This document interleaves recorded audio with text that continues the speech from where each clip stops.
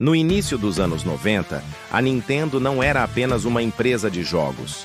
Ela era a dona absoluta do mercado mundial de entretenimento doméstico.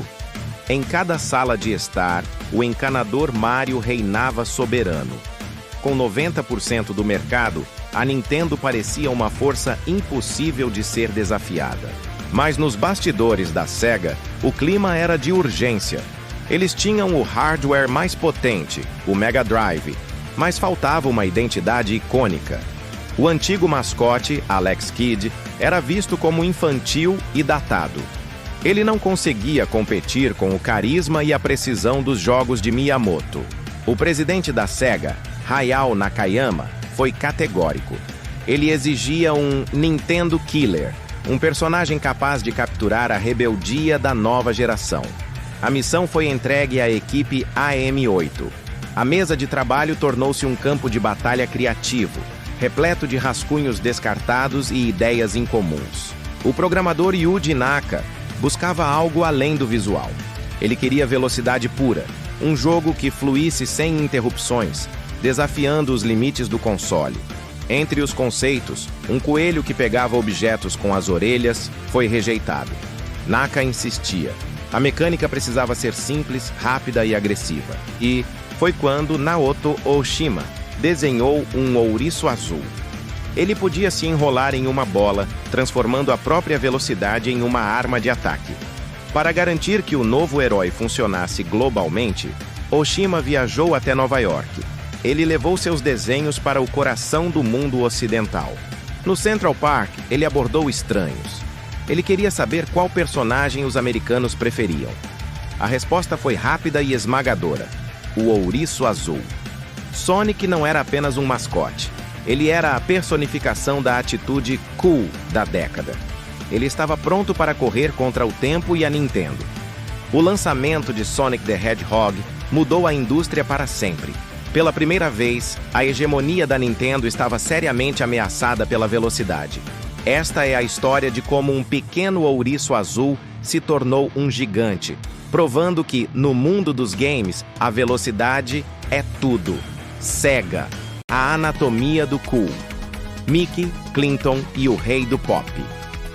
O design final do Sonic é uma obra-prima de semiótica e marketing visual. Nada ali foi por acaso. Naoto Oshima sabia que, para ser eterno, o personagem precisava de silhuetas simples. O corpo arredondado e as luvas brancas foram um empréstimo direto do Mickey Mouse, garantindo familiaridade imediata. Para o rosto, a equipe queria algo que transmitisse uma inteligência sarcástica e agilidade, inspirando-se no olhar expressivo do gato Félix. A cor azul cobalto foi escolhida por dois motivos. Primeiro, para combinar perfeitamente com o logotipo da Sega. E segundo, porque estudos de cores da época sugeriam que o azul transmitia confiança e paz, contrastando com o vermelho agressivo do Mario. Mas o que realmente deu ao Sonic sua atitude foi a inspiração em figuras humanas da época. O carisma e a determinação do personagem foram baseados em Bill Clinton, que personificava uma energia de mudança e juventude. Já os calçados icônicos foram uma fusão improvável. As fivelas e o estilo das botas vieram diretamente do figurino de Michael Jackson no álbum Bad, enquanto o esquema de cores vermelho e branco foi uma homenagem visual ao Papai Noel, uma figura que todos associavam a coisas boas. Essa mistura de ícones transformou o Sonic em um símbolo de moda e rebeldia, algo que nenhum outro personagem havia conseguido. Yuji Naka e o milagre do código. Enquanto a equipe de arte finalizava o visual, Yuji Naka realizava o que muitos consideravam impossível para a época. Naka era um programador brilhante e teimoso, obcecado em provar que o Mega Drive era uma máquina de alta performance. Naquela era, os jogos de plataforma eram limitados por blocos rígidos de colisão. Se o personagem subisse uma ladeira, o movimento era em degraus. Naka desenvolveu um algoritmo de física de curvas revolucionário que permitia manter a velocidade e inércia em superfícies de 360 graus. Isso permitiu a criação dos famosos loops, que se tornaram a assinatura da franquia. O maior desafio era a rolagem da tela. Para o Sonic parecer quebrar a barreira do som, Naka otimizou o código de forma extrema. O console conseguia processar a atualização dos gráficos muito mais rápido do que qualquer jogo de Super Nintendo. A Sega batizou isso de Blast Processing. Embora fosse marketing, tinha raízes reais na habilidade do Mega Drive de transferir dados rapidamente. O resultado foi uma jogabilidade fluida e estonteante, que fazia com que o jogador sentisse a verdadeira pressão da velocidade. Essa inovação técnica de Yuji Naka tornou-se o pilar central da experiência Sonic e mudou a história dos jogos para sempre. Um dos elementos mais tensos e memoráveis de qualquer jogo do Sonic é, sem dúvida, o momento em que ele cai na água. Mas a origem dessa mecânica é baseada em um dos maiores erros de pesquisa da história do desenvolvimento de games. Durante as reuniões iniciais, Yuji Naka e sua equipe discutiram sobre quais seriam os obstáculos naturais do personagem. Como os ouriços são animais pequenos que vivem no chão, a equipe assumiu erroneamente que eles eram incapazes de nadar.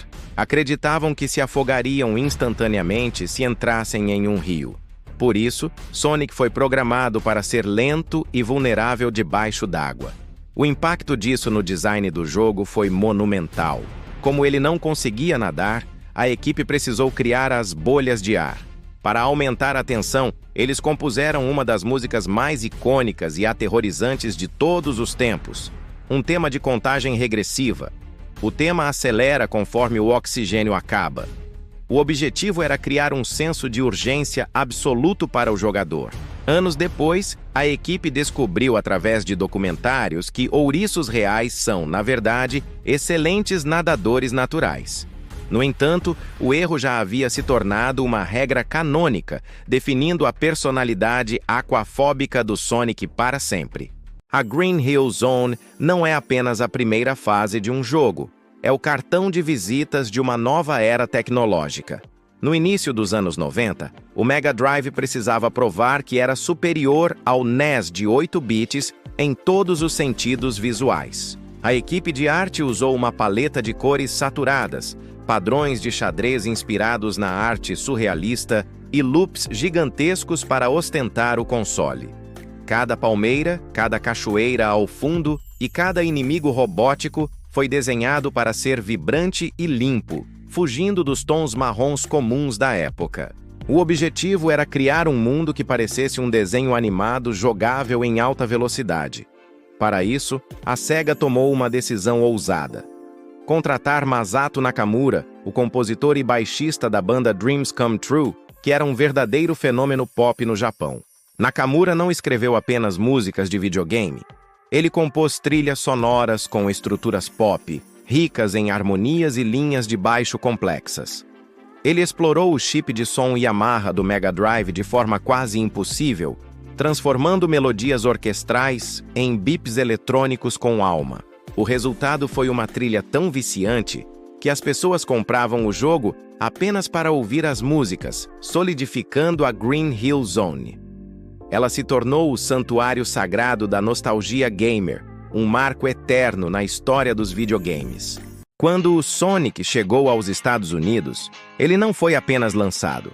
Ele foi anunciado como uma revolução cultural. Sob o comando de Tom Kalinske, a Sega da América iniciou uma campanha de marketing que entrou para os livros de história.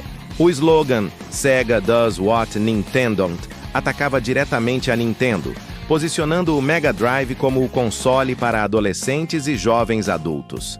Enquanto o Super Nintendo era pintado como um brinquedo para crianças, o Sonic era o garoto propaganda perfeito para essa estratégia. Ele tinha atitude. Ele batia o pé se você ficasse parado e ele era mais rápido do que qualquer coisa que a concorrência oferecesse. Essa abordagem criou um fenômeno social sem precedentes. Pela primeira vez, a Nintendo perdeu a liderança do mercado americano. O Sonic tornou-se onipresente. Ele estava em caixas de cereais e tinha desenhos animados em canais de TV concorrentes. Ele até se tornou o primeiro personagem de videogame a ter um balão gigante na parada de ação de graças da Macy's. Ele não era apenas um software, era uma declaração de independência. Se você jogava Sonic, você fazia parte da geração Sega. Esse choque cultural forçou a indústria a amadurecer, trazendo temas urbanos, músicas modernas e uma narrativa de rebeldia contra o sistema. Isso foi personificado na luta do Sonic contra a industrialização forçada do brilhante e rotundo Dr. Robotnik. Uma das maiores lendas urbanas da história dos games foi confirmada apenas décadas depois: a participação de Michael Jackson na trilha sonora de Sonic 3. Durante anos, fãs notaram semelhanças estranhas entre as músicas do jogo e as batidas do rei do pop. A faixa da Carnival Night Zone soava exatamente como o estilo de percussão de Michael, e os créditos finais do jogo tinham a mesma progressão melódica de Stranger in Moscow. A teoria dizia que Michael, que era um fã confesso da Sega e visitava os escritórios da empresa no Japão, teria sido contratado para compor a música de um dos jogos mais esperados da década. A verdade por trás dos bastidores é complexa. Michael e sua equipe realmente trabalharam no projeto, mas o nome do cantor nunca apareceu nos créditos. Duas teorias explicam isso. A primeira diz que Michael ficou insatisfeito com a forma como o chip de som do Mega Drive comprimia suas músicas, sentindo que a qualidade final não honrava seu trabalho. A segunda aponta que as polêmicas jurídicas na vida de Michael, em 1993, assustaram a Sega, que decidiu remover sua imagem pública do projeto. Foi apenas em 2022 que Yuji Naka, em um momento de nostalgia no Twitter, confirmou que as músicas eram, de fato, criações da equipe de Michael Jackson, transformando o jogo em um item de colecionador histórico e musical.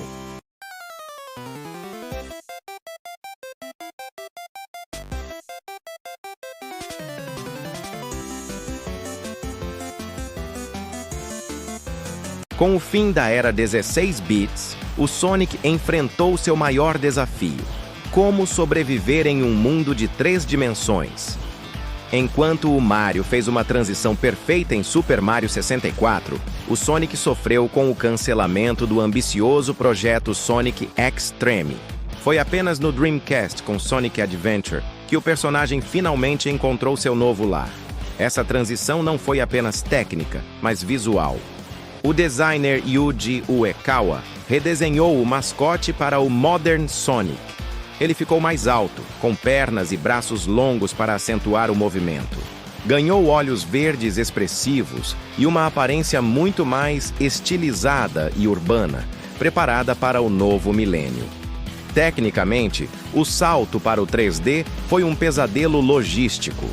A velocidade extrema do Sonic tornava o controle da câmera uma tarefa hercúlea.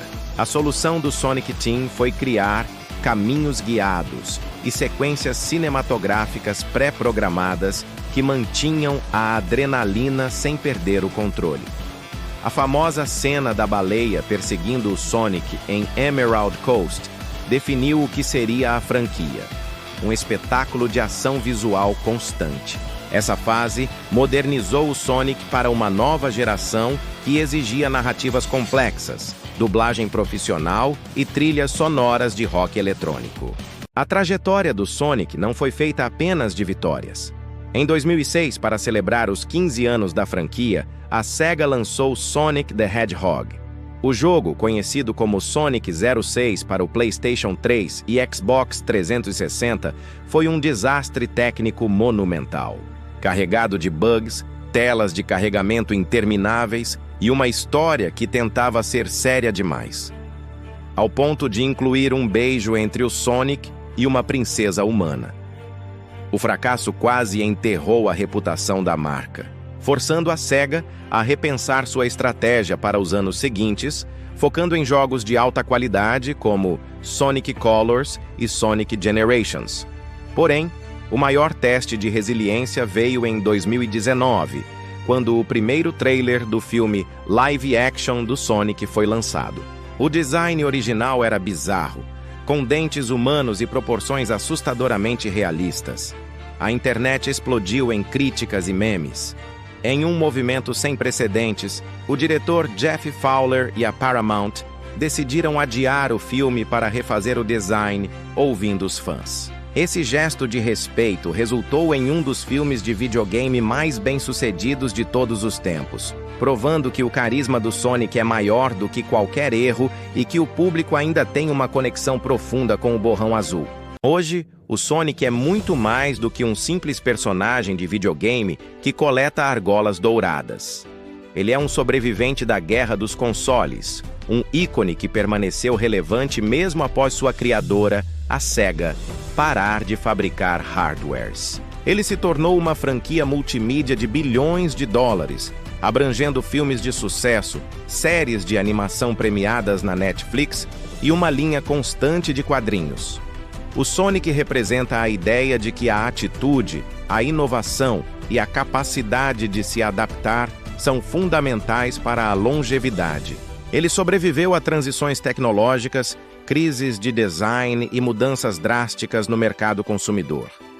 O legado do Sonic é visto em cada jogo moderno que prioriza a velocidade e o estilo sobre a jogabilidade lenta. Ele ensinou à indústria que os jogadores querem se sentir cool e que a música e a estética são tão importantes quanto o código por trás do jogo. Enquanto houver um loop para ser atravessado e um robô do Dr. Eggman para ser destruído, o Sonic continuará correndo para o futuro. Sua jornada nos mostra que, mesmo quando cometemos erros biológicos sobre ouriços nadadores ou designs de filmes estranhos, a paixão da comunidade e a força de um ícone bem construído podem superar qualquer obstáculo. Obrigado por acompanhar esta jornada completa aqui no Da Página à Tela. A velocidade nunca morre.